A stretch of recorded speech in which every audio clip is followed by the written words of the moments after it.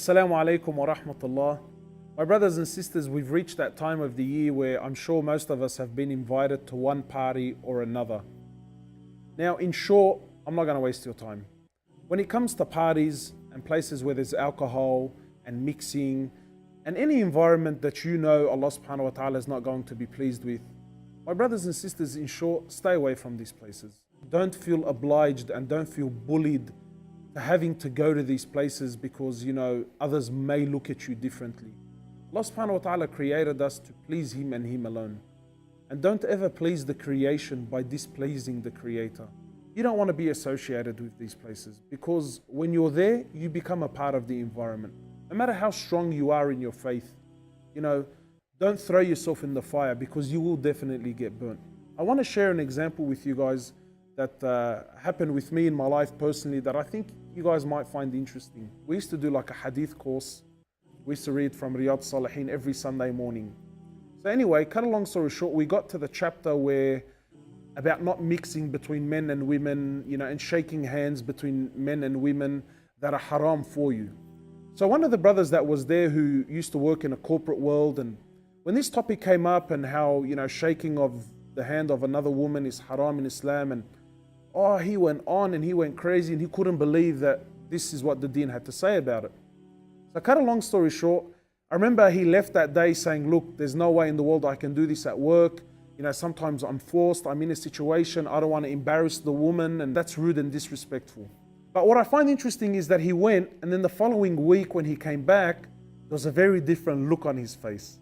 So I said to him, what happened? He said, man, you're not going to believe it.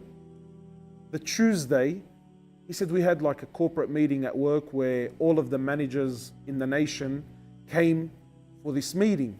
I said to him, yeah. He said to me, so my manager from one state, she came in, and he said, then I met her for the first time in my life. He said, so when we got into the boardroom, when we got into the meeting room, he said to me, I walked over to her and I extended my hand to say hello. So she extended her hand and they shook hands, and he said to me, as we were shaking our hands, she said, it's finally nice to meet you, and put a face to the voice. And then she asked him about his name. They're still shaking hands, mind you.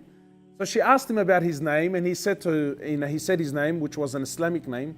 She said, you're a Muslim. So he smiled and he said to her, yes, I am. She said, that's interesting. I thought Muslims don't shake hands with women. This is why, both their hands were still together. Wallahi, my brothers and sisters, don't ever compromise on your deen. Trust me. I know I've been in the situation when a woman's put her hand out, and I've had to, look her and say, look, I can't shake your hand. Yeah, it's embarrassing as hell. I'm not going to run away from the fact. But that's my deen. And I know that moment, while it was embarrassing for her, I'm sure it made Allah subhanahu wa ta'ala happy because I stood firm. So once again, don't be forced, don't be bullied into thinking that you have to go to these places because people may think less of you. Don't. Stay away from these parties and these gatherings where Allah subhanahu wa ta'ala is most certainly displeased with, and we ask Allah subhanahu wa ta'ala to protect us all. Until next time, assalamu alaikum wa rahmatullahi.